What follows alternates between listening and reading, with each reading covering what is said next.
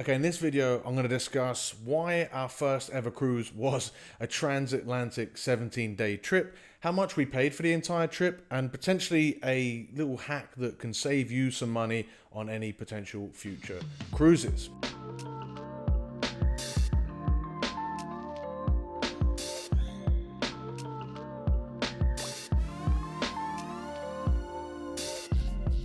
Alright, so welcome back to TJ and B Traveling. Our main goal for this channel is to inspire, and a huge part of that is not just showing the highlights of our trip, but also breaking down the practicalities and the costs of such travel, which is why today I wanted to make this video more informative and detail everything from the prices to how to buy and why we chose this specific cruise. If you want to see our full cruise experience, I will link it in the I thing above. I'll also put a link in the description below, but of course you'll find all of the videos on our channel, so make sure that you are subscribed to get our full experiences of not just this cruise, but our full-time travels that we go on anyway. Right, so first things first, we decided to go on this cruise because we knew that we had to get from the USA to Europe for the summer.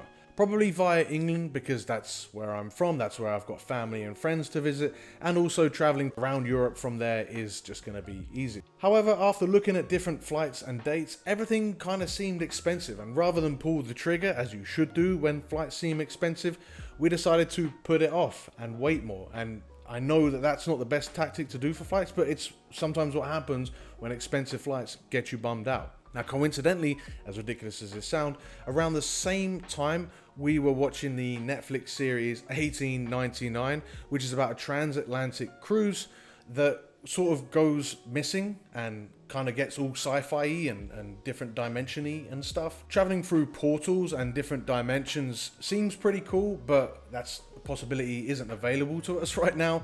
So instead we started looking at the possibility of a transatlantic cruise. And we didn't really believe that that was like an ideal solution. It was just an idea that we were playing with, and we didn't really have any intention to go on one until we saw this video from another travel YouTube channel, Lisa and Josh, where they went on a cruise that they had booked for well over half the price using a particular website. Upon looking at it in a little bit more detail, we found out that this could be perfect for us because the cruise wasn't that much more than the flight itself from the USA to England, and then when you factor in the fact that you get half a month of food, accommodation, and all of the experiences on top of that, it actually seemed like a really good value idea. So we did it. So here's the secret that we learned. Actually, it's not really a secret. It's the website vacations2go.com. On their website, they list major cruises at discounted rates. I'm not sure how they get their discounts, but our experience using their website was easy, reliable, and actually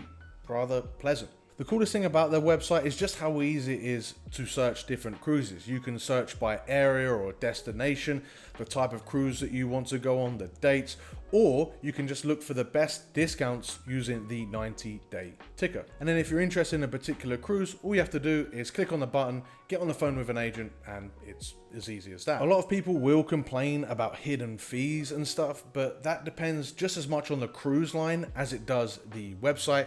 Our agent guided us through all of the extra fees that we would have had to pay on the phone, advised us on our cabin, and was really honest with us the whole time. Quickly point out that we're not being sponsored by this website or anything like that. We just think that this was a very convenient way for us to do it.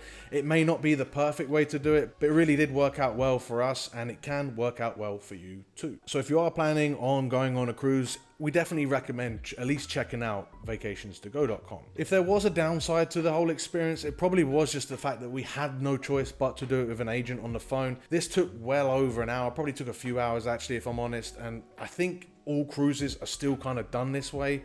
I'm very much a let's just do everything on the internet, on the website kind of guy, but if you have to do it, that's what you got to do. It is still a good website that has helped us save money. It can help you save money, and you'll get the chance to explore new places and make some fantastic memories cruising. Okay, now let's try and break down the costs.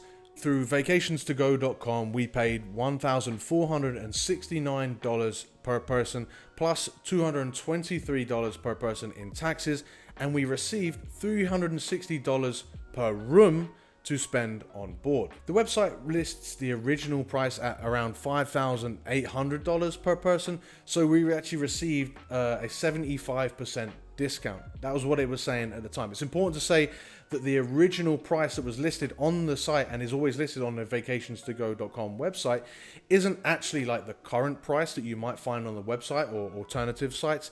It's the original price. I point it out because cruise prices are always changing, and the 75% discount and the original price that is listed on the brochures like a year or whatever that is in advance should probably just be taken with a pinch of salt. Anyway, so we paid a total of $3,385 together for 17 nights, which included 7 different ports and an ocean view cabin. Now, I know I originally said that the cost was comparable to a transatlantic flight.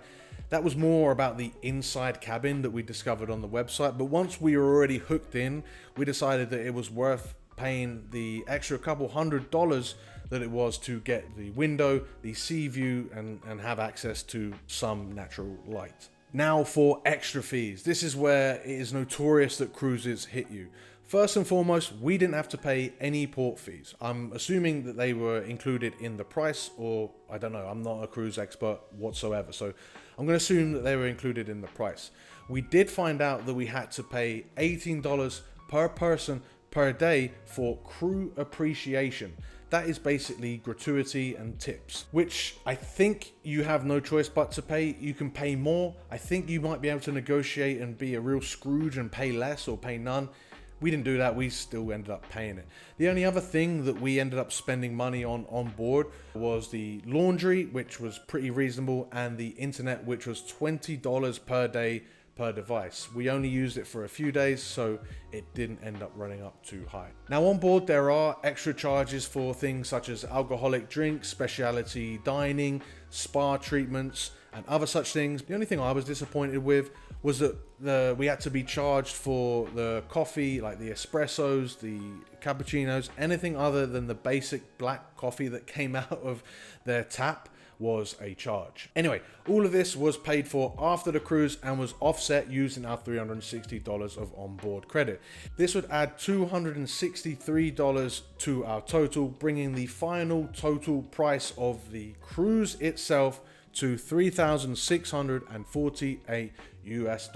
That's including everything that was part of the cruise, taking us from Fort Lauderdale to Southampton over the course of 18 days. Another thing I think it is important to remember is that when you're on a cruise, obviously you're going to be stopping off at different ports and cities. Now, the cost of how much you spend at these different ports can vary massively depending on what you're doing, whether you're going to do an excursion, whether you're just going to get off and stretch your feet, whether you're going to take a hike. Whatever you're going to do is going to add to the cost of your cruise. We've not included that here.